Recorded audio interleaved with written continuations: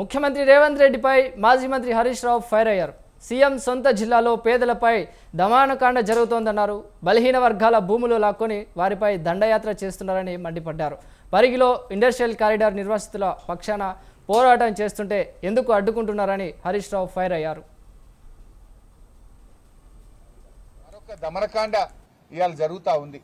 పాపం మహిళలు, రైతులు గత నెల రోజుల నుంచి పోరాటం చేస్తున్నారు. మా భూములు ఇవ్వము అంటున్నారు. ఆ భూములను తాతలు తండ్రుల నుంచి సాగు చేసుకొని ఆ భూమి మాకు జీవనాధారం, ఆ భూమితో మాకు పేగుబంధం ఉన్నది, మా భూమి మాకు కావాలి అంటే ఎందుకు నీ అనుయాయులకో నీ కుటుంబ సభ్యులకో ఆ భూములు కట్టబెట్టడానికి గా భూములే దొరికినాయా నీకు? ఆ పేదలేంటే ఎందుకు పడతా ఉన్నావని నేను అడుగుతా ఉన్నా. కేవలం ఆ ఎస్సీ ఎస్టీల నోట్లో మట్టి కొట్టే ప్రయత్నం చేస్తున్నారు. మీరు మా నాయకులను ముందస్తు అరెస్టు చేసినా, మమ్మల్ని అడ్డుకునే ప్రయత్నం చేసినా మా పోరాటం ఆగదు. మేము తప్పకుండా వెళ్తాం, అక్కడికి వెళ్లి తీర్థం, ఆ రైతులకు గొంతుకగా మారుతాం. మీరిచ్చిన హామీ అమలు చేయండి, మేమేం అడుగుతలేం. ఎస్సీ ఎస్టీలకు పట్టా భూములతో సమానమైన నష్టపరిహారం ఇస్తామన్నారు. ఇచ్చిన మాట నిలబెట్టుకుంటారా, నిలబెట్టుకోరా? ఓడ దాటేదాకా ఓడమల్లప్ప, ఓడ దాటినాక బోడమల్లప్ప కథనా ఈ కాంగ్రెస్ కథ? ఇవాళ చూస్తే పరిగిలో మళ్ళీ భూములు లాక్కోవడం. భూములు తప్ప నీకు ఇంకోటి పట్టదా? నువ్వు పాలన చేయవయా అంటే భూములు లాక్కోవడం ఏంది?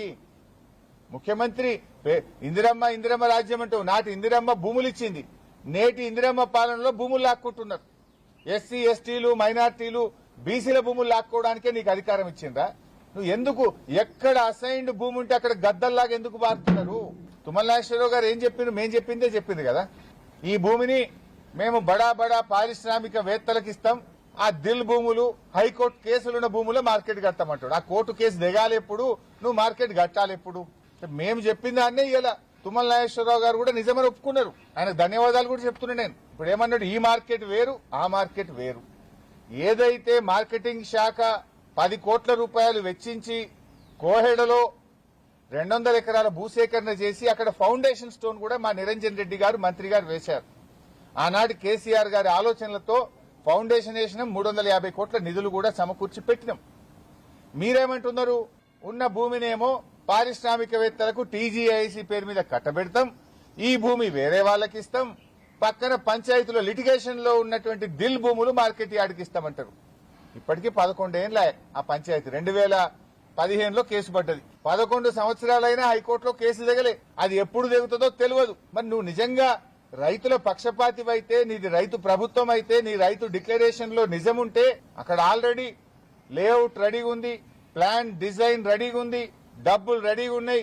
ఇక్కడనే టెండర్ పిలవండి, అంతర్జాతీయ ప్రమాణాలతో ఈ రాష్ట్రంలో లక్షలాది మంది రైతులకు ఉపయోగపడే మార్కెట్ నిర్మించండి. ఇవాళ రేవంత్ రెడ్డి పరిస్థితి ఎట్లా ఉందంటే పిచ్చోడు చేతిలో రాయిలాగా అయిపోయింది ఈ తెలంగాణ రాష్ట్రం. ఇవాళ తెలంగాణ రాష్ట్రంలో ఈ రేవంత్ రెడ్డి ఎప్పుడు ఏం చేస్తాడో అర్థం కాదు. పొద్దున నిద్రలో కలలో ఏదొస్తే ఉదయాన్నే అది చేసే కార్యక్రమం కనబడతా ఉంది. వ్యవసాయ market committee, fruit market land కూడా ఇవాళ దాన్ని కూడా తన అనుయాయులకు, పారిశ్రామికవేత్తల పేరిట కట్టబెట్టే ప్రయత్నం చేస్తా ఉన్నాడు. లగచర్ల చూశాం, లగచర్ల లాంటిదే మరొక భూసేకరణ ఇవాళ పరిగిలో చేస్తా ఉన్నారు. ఏంది మీరు ఆ పచ్చటి భూముల మీద ఎందుకు పడ్డారు? దళిత, గిరిజన, బలహీన వర్గాల భూములు ఎందుకు లాక్కుంటున్నారు? ఇవాళ ఇది భూసేకరణ కాదు, ఇది దళిత, బలహీన వర్గాల ప్రజల మీద దండయాత్ర చేస్తున్నది రేవంత్ రెడ్డి ప్రభుత్వం. కాంగ్రెస్ అధికారంలోకి వస్తే ఎస్సీ ఎస్టీలకు అసైన్డ్ భూములకు పట్టాలు ఇస్తాము అని చెప్పారు.